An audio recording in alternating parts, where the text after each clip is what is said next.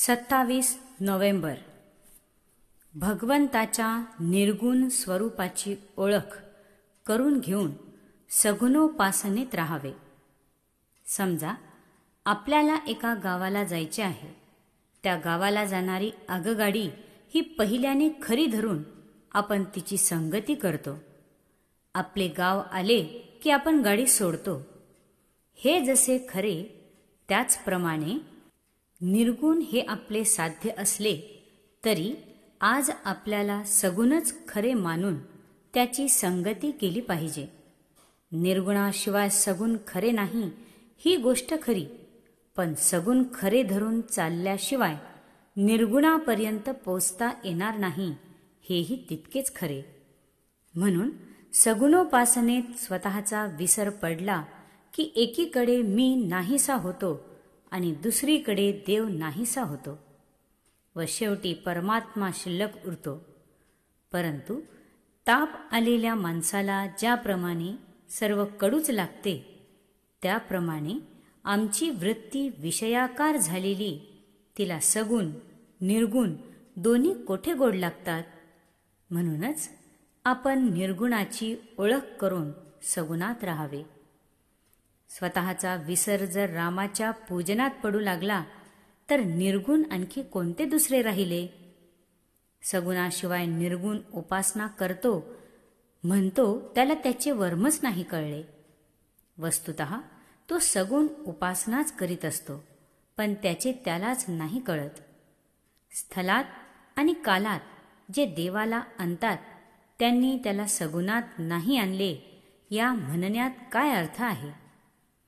परमार्थाविषयी आपल्या काही विचित्र कल्पना असतात. अगदी अडाणीपणा पत्करला, पण हे विपरीत ज्ञान नको. सूर्य हा आपल्या आधी होता, तो आज आहे आणि तो पुढेही राहणार आहे. तो नेहमीचाच असल्यामुळे त्याचे अस्तित्व आपल्या ध्यानात येत नाही. त्याच्याकडे आपण दुर्लक्ष करतो. भगवंताच्या बाबतीत आपले असेच घडते. एखादा नास्तिक जर म्हणाला की देव नाहीच, तो कोठे आहे हे दाखवा, तर त्याला असे उत्तर देऊन अडविता येईल की देव कोठे नाही ते दाखवा.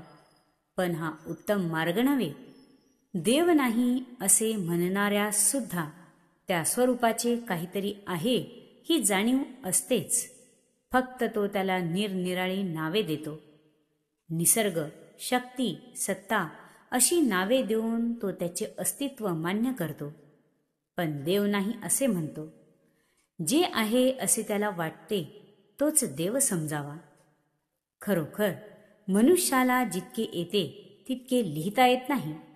जितके लिहिलेले असते तितके वाचणाऱ्याला समजत नाही. त्याला जितके समजलेले असते तितके सांगता येत नाही आणि ऐकणाऱ्याला तो जितके सांगतो तितके कळत नाही.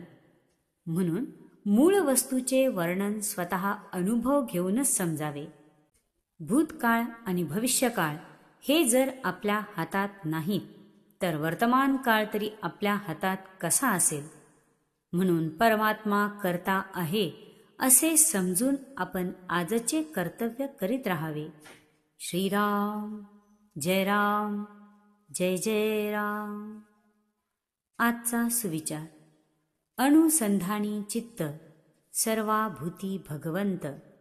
नामी प्रेम फार त्याला राम नाही दूर.